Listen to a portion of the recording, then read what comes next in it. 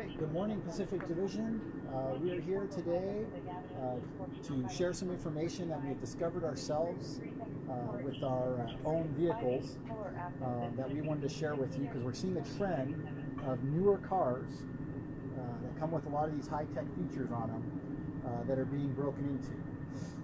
And we've discovered that there's a fault or a quirk with some of these key fob locking systems, and this quirk is allowing people to break in and steal your stuff. Well, they don't even have to break in. Most of the time your doors are unlocked. So let me show you here. First, we have this car here. It's a newer car. It has one of these cool key fobs. And I'm going to go up here. Let me make sure this car is locked. Okay, so we come up to the door here, and it's really neat. The door's locked. If I have the key fob in my hand, or actually if I even put it in my pocket, so I'm putting it in my pocket now, and I hit the button, it unlocks. Or some cars you don't have to hit a button, you just walk up to it. So then we get in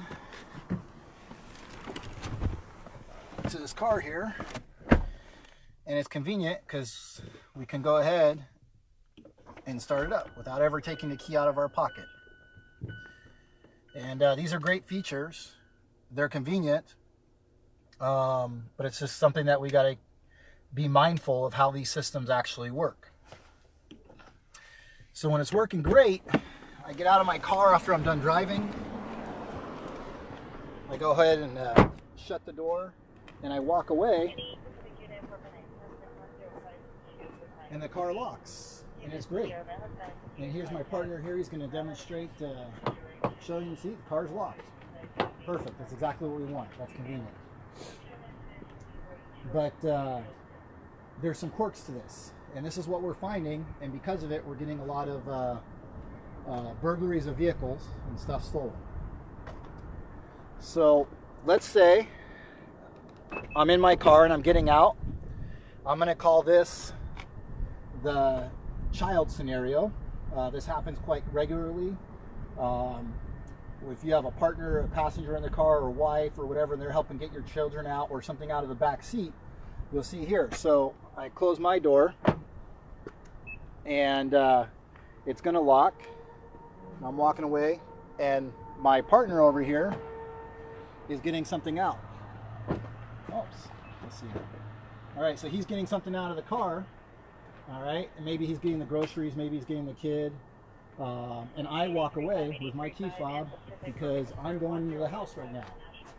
So I'm going to the house, my partner's still getting some stuff out, and now he's done. He's going to shut this door, and he's going to walk away. And you can see as he walks away, we think the door's locked because we walked away with the key fob.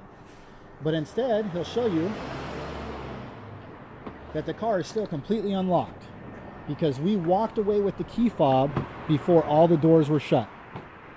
All right, so that's the key point here, is to make sure you don't walk away from the car before all the doors are shut.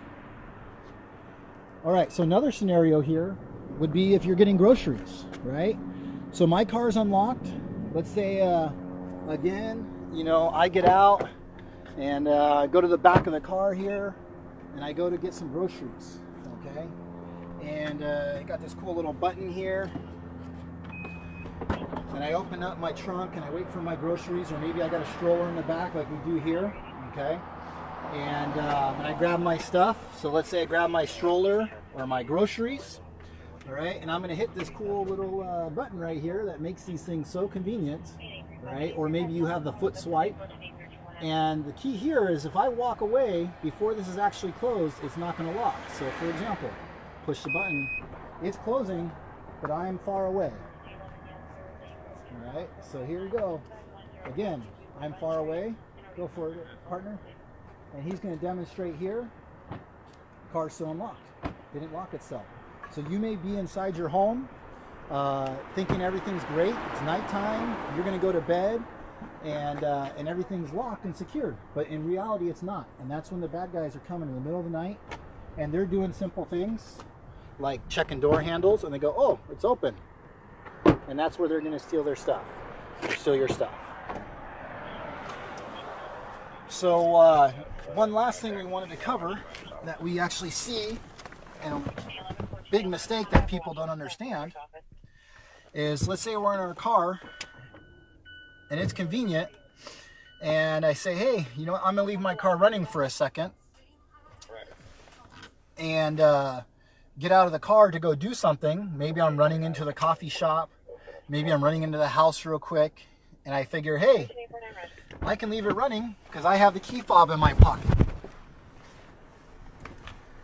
Okay, so car's running, I can even shut the door, and you see it's beeping at me telling me, hey, the key fob is with you and the car's still running. So I'm walking away from it to go inside my house. Car's still running, key fob's in my pocket. And what a lot of people don't realize is I walk away even, or I'm inside my house, anyone can walk into this car and drive it away.